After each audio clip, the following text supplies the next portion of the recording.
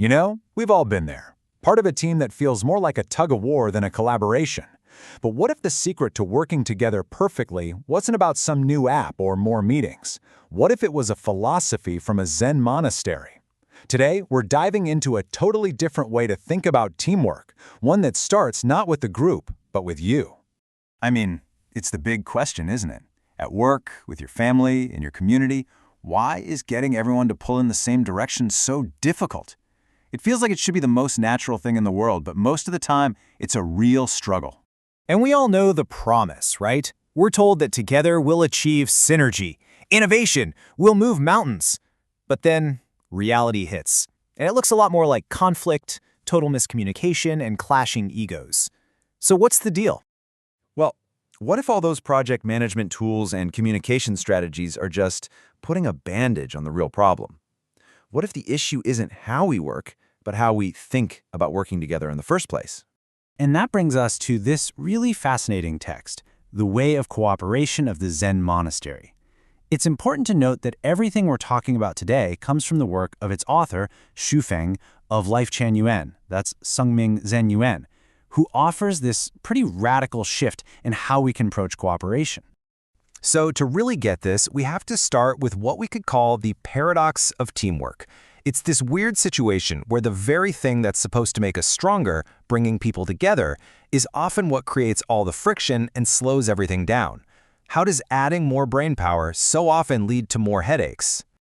Okay, so the answer, according to this philosophy, starts somewhere you might not expect.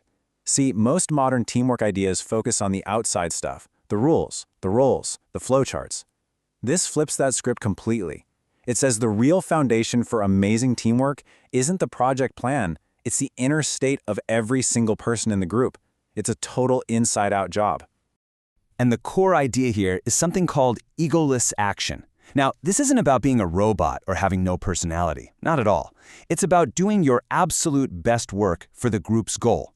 But, and this is the key, letting go of the need to get personal credit or the need for things to be done exactly your way.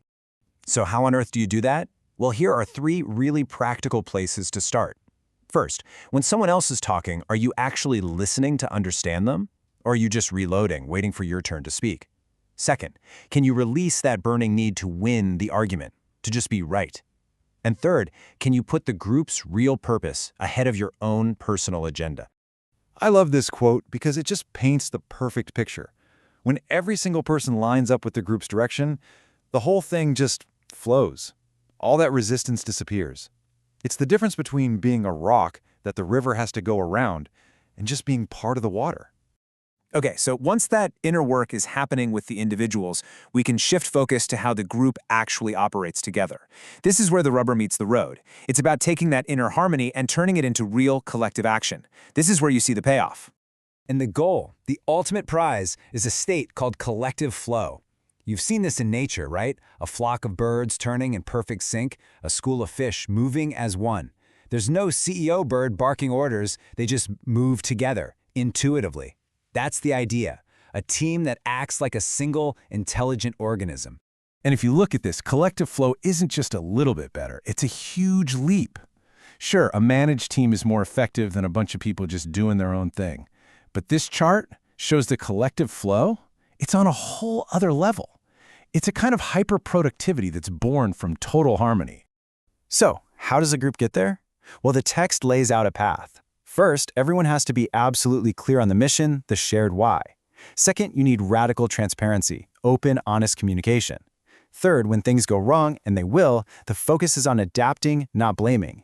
And finally, everyone has to trust the process itself to guide them. All right, so we've talked about the individual and we've talked about the group. Let's pull the camera back now and think about what this really means. Because this isn't just some abstract idea. It's a challenge to fundamentally rethink how we cooperate in every part of our lives. I mean, seriously, this is not just for monks. Think about it. Imagine a business where everyone truly serves the shared mission first.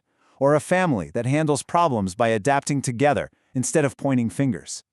This is a practical blueprint for any group that wants to work together better. So if you're going to remember just a few things, make it these. First, real cooperation has to start inside each of us, period. From there, the goal is to build harmony, not just a chain of command. That harmony is then guided by a powerful shared purpose. And finally, remember that how you work together, the process, is just as important as what you create. And that's really the bottom line. So often we try to fix the system or fix other people. This philosophy says the most powerful thing you can ever do is change your own approach. That one internal shift can ripple out and change everything. So I'll leave you with this question to chew on. If we took this idea seriously, this conscious, mindful way of working together, and applied it not just in our jobs, but to our biggest global challenges, what could we achieve? Could this kind of cooperation actually change the world? Thanks for joining me.